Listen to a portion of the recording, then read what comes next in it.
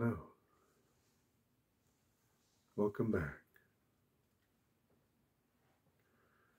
Today, by request, I wanted to talk a little bit about depression and suicidal thoughts.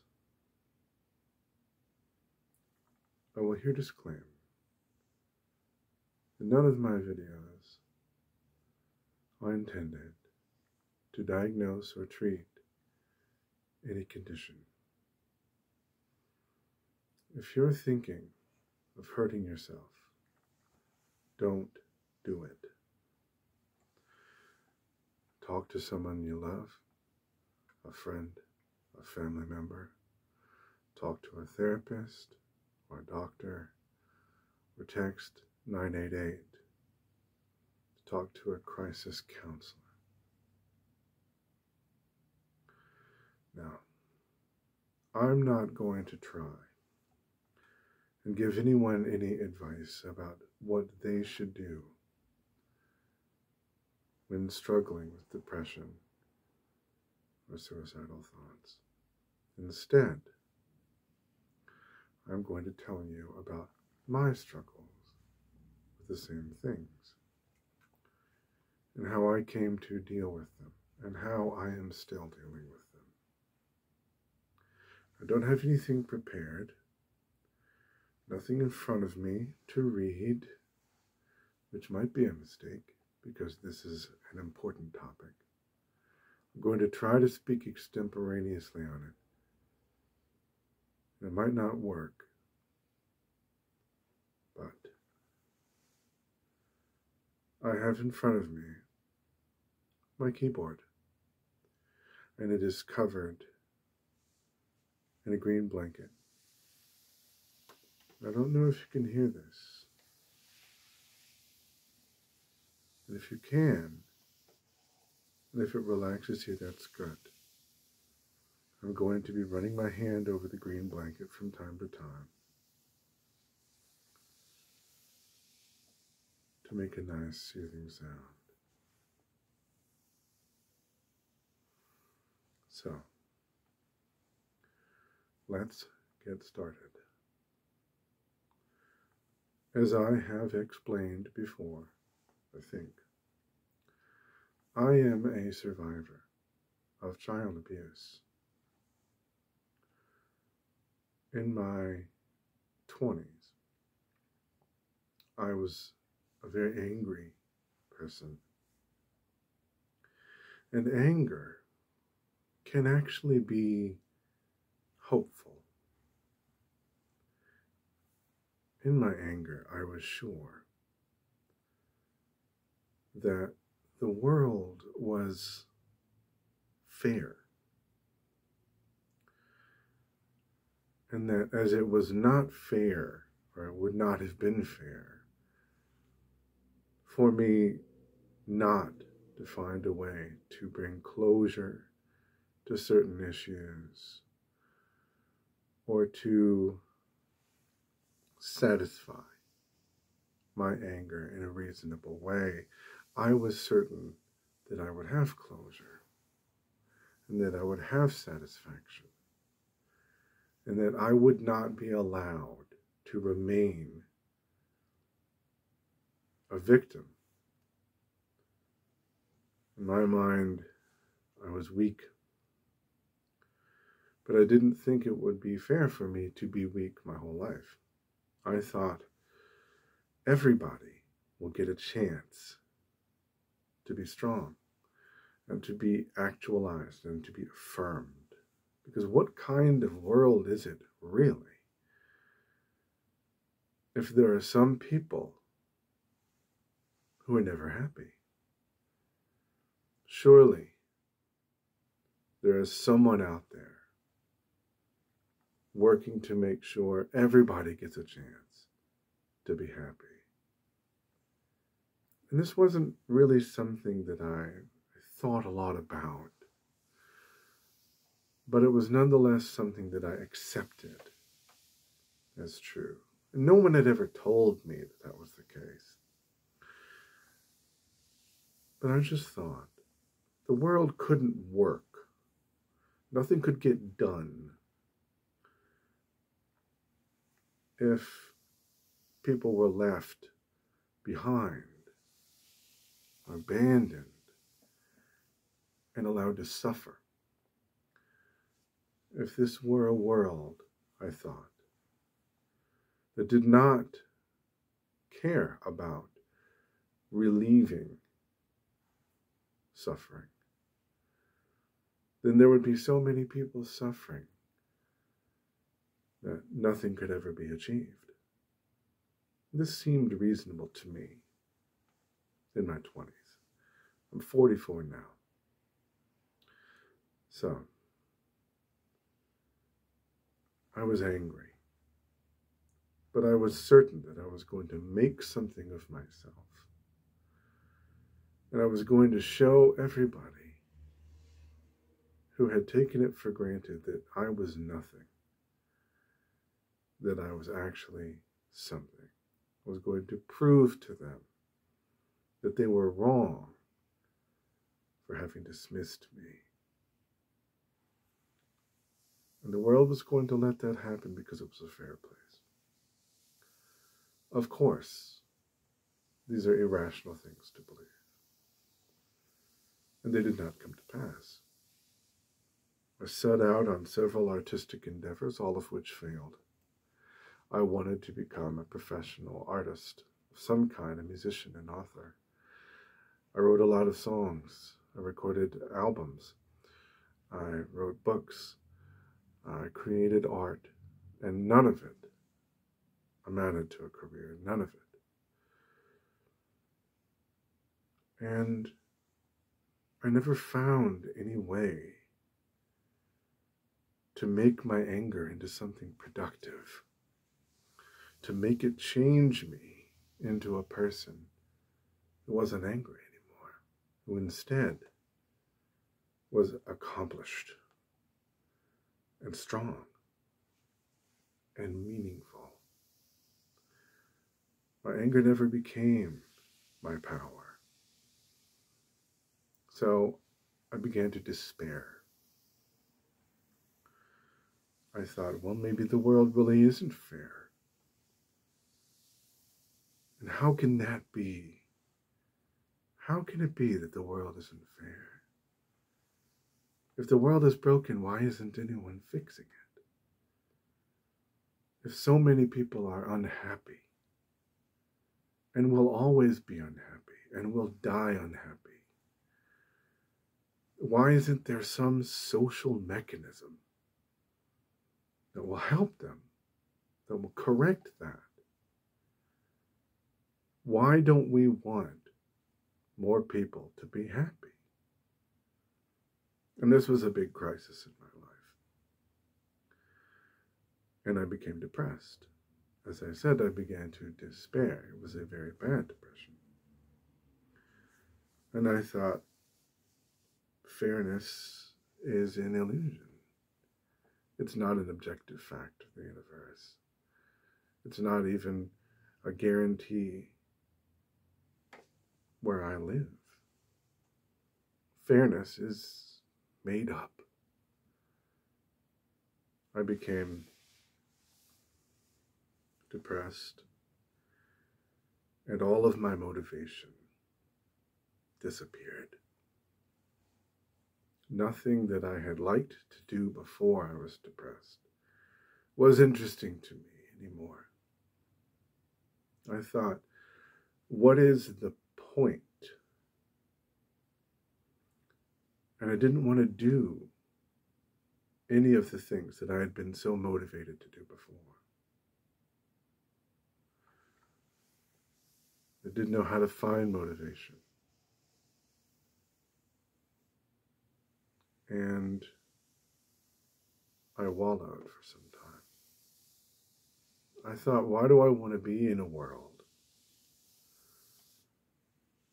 where so many people are unhappy? Where peace is not out there? Shouldn't we see that the world is broken if peace is not out there? so many people are miserable, shouldn't we see that there's a problem? And for years, I languished in this darkness. I had no idea how to resolve any of the problems in my life that I felt needed resolved, that I felt demanded resolution. And at some point I realized I was facing the truth that some things, most things in fact, were never going to have a resolution.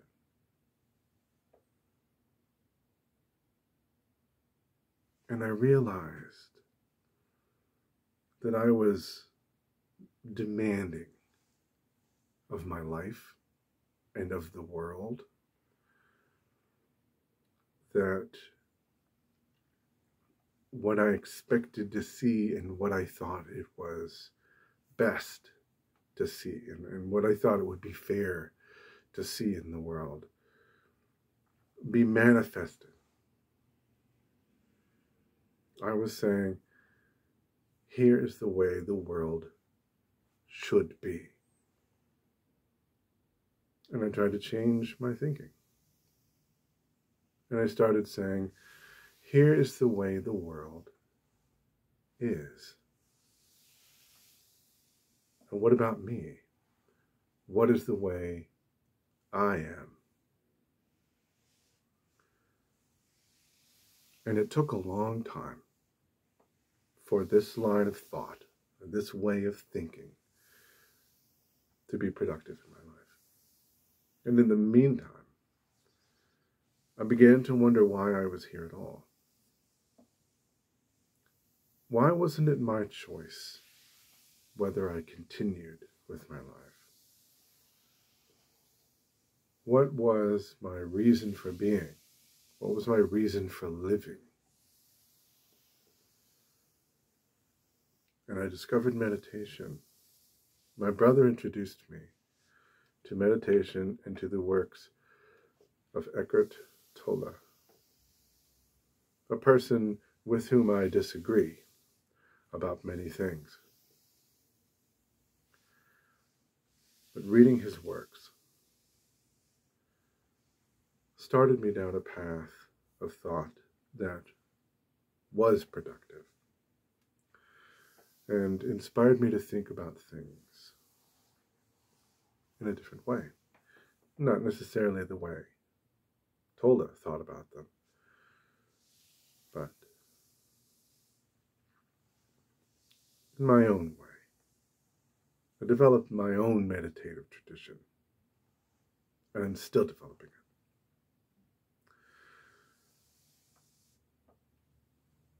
it. And I asked myself, can I act without motivation? If I don't feel like getting up and going for a walk, or sitting still for 20 minutes with my eyes closed, attending to my breathing, or reading or creating, if I don't feel like those things, can I still do them? And I could. I found that I could act without motivation. I didn't need something behind me, moving me to do things that I didn't want to do. And this was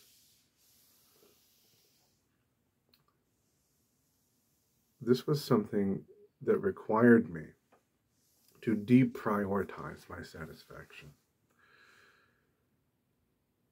I had to start saying, it doesn't matter what I want to do, because what I want to do is nothing.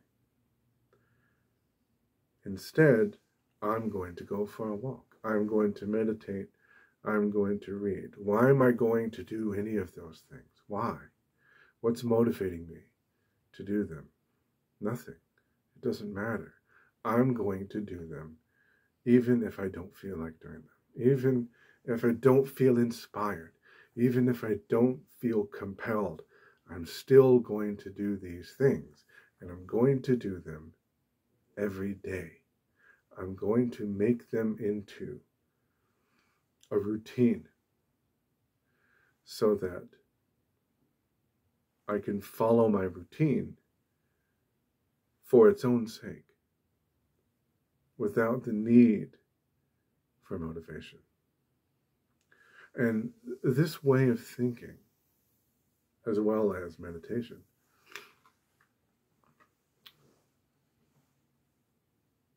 informed my decision to continue living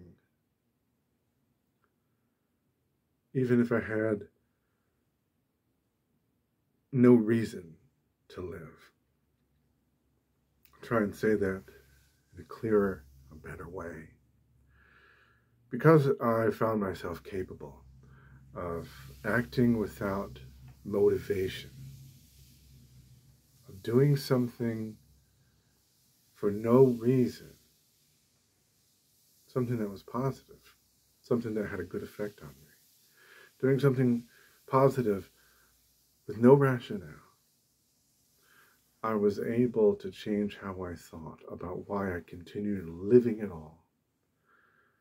I realized that nothing bad would happen if I said to myself, I have no reason to live, but I'm going to live anyway. And I thought about children, toddlers, people that don't have complex philosophical thoughts about the reasons that they're alive, because their brains aren't quite developed yet. And I thought, what is a toddler's reason to live? What is a cat's reason to live? What is motivating these creatures to stay alive, to exist? And I realized it was possible to continue with my life, even if I never got anything I wanted. And when that happened, the power of wanting began to vanish. It didn't matter what I wanted. And to some, this might seem hopeless and sad. You're never going to get what you want. What you want doesn't matter. Do you matter? And shouldn't you be out there demanding that the world give you what you want, grabbing what you want from the clutches of the world that keeps it from you? Isn't it important that you have some kind of power, some kind of standing? Isn't it important for you to be someone? And I realized through my meditative practice, my growing meditative practice, and all of the thinking that I had been doing about who I was and what I wanted and how I was going to go on with my life, I realized that it didn't matter what mattered. That mattering wasn't important. And that I didn't need to be anyone. There didn't need to be anyone that I was in order for me to act, in order for me to meditate, and in order for me to direct my attention at the world around me. Now, I know that in today's identity preoccupied world, it may be difficult to imagine not being preoccupied with identity and saying, you know what, I don't really care who I am. And I don't need to get what I want. It may seem like saying that makes it possible for people to take things from you while you do nothing.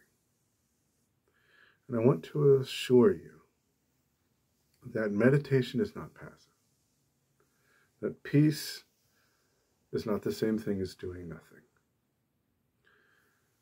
that meditating and being peaceful and directing your attention is something that is a way to be, is an activity, is something that you have to work at every day.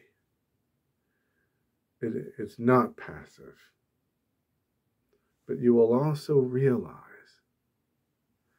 that the competition between you and the world, the fight between you and people who seem to want to make you not you,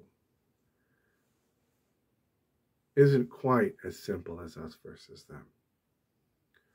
And that concerns that somebody will overwrite you if you are not vibrantly yourself all the time, beaming, glowing, burning in the world. Look who I am.